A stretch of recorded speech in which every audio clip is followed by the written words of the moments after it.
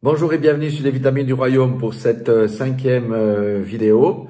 Des petites vidéos concentrées, 5-6 minutes, 7 parfois. Le thème aujourd'hui, c'est vérité biblique, la foi véritable.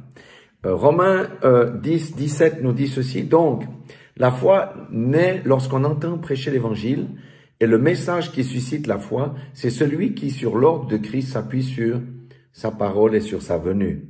Amen. C'est la traduction dynamique de paroles vivantes. Vous prenez nos Bibles, ça dit la même chose. Mais je trouve que c'est plus percutant. Amen. Je dis amen à cette parole.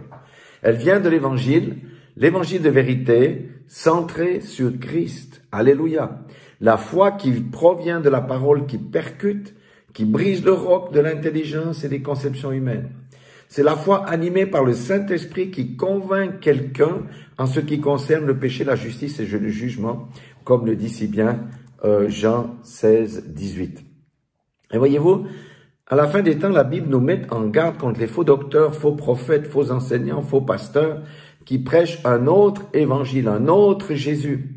Elle nous dit, la Bible, que les temps dans lesquels nous vivons sont des temps périlleux, où un grand nombre seront emportés loin de la pure vérité, car l'évangile qu'ils prêcheront, ces faux-là, flatteront les oreilles de ceux qui les écoutent. Amen. C'est cet évangile de la facilité qui dit que Jésus a tout accompli, que c'est impossible à l'homme de vivre, de marcher dans la sainteté ou la sanctification, et qu'il peut continuer ainsi à vivre comme avant sa conversion.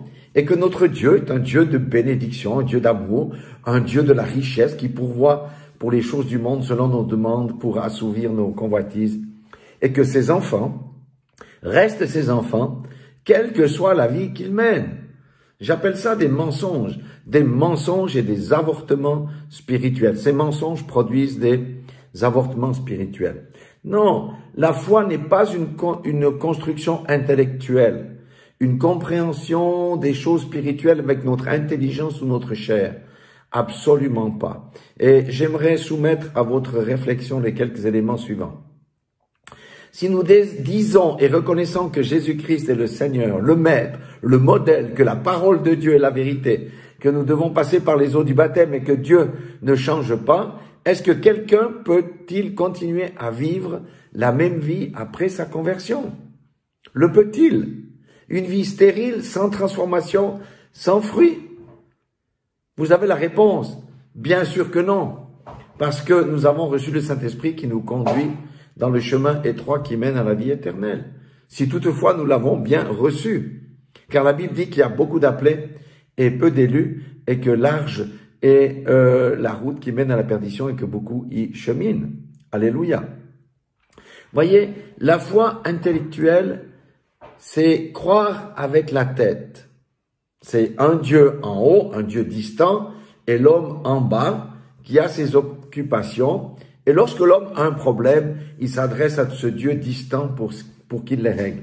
J'appelle cette conception-là un Dieu distributeur, un automate à boisson et à chocolat vers lequel nous allons chercher notre consommation et ensuite jeter la canette dans laquelle nous avons bu et le papier qui entourait le chocolat dans la poubelle.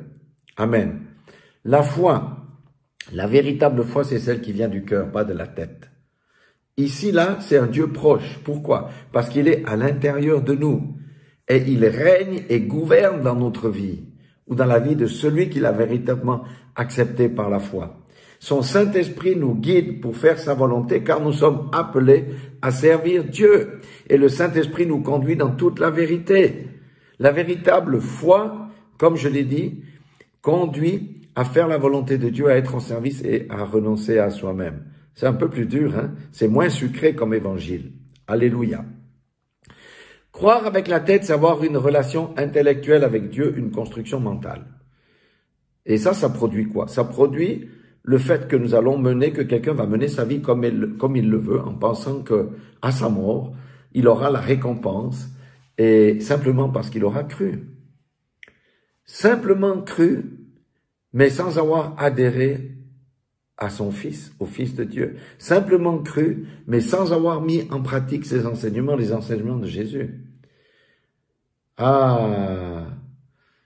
ils disent, ah, que ce Dieu-là est bon car il agrée nos voies et ne tient aucun compte de nos péchés, de notre désobéissance puisque nous avons cru. Un Dieu tellement bon, disent-ils, car il agrée toutes les déviances sexuelles que nous voyons aujourd'hui, la destruction du mariage et toutes ces choses qui sont pourtant contraires à la sainte et saine parole de Dieu. Un Dieu qui agrée que nous marchions dans la saleté et qui ferme un œil sur notre marche parce que nous sommes faibles. Mais quel est ce Dieu-là? C'est un Dieu bonbon qui règne, mais qui ne gouverne pas. C'est l'Angleterre spirituelle. Une reine, vous voyez l'Angleterre, une reine qui règne. Elle règne, la reine là. Elle se balade en carrosse, on la voit dans des habits d'apparat, dans les grandes cérémonies. Elle a sa couronne, elle a son sceptre. Et tout ça, mais c'est une reine sans pouvoir, elle ne gouverne pas, le gouvernement est ailleurs.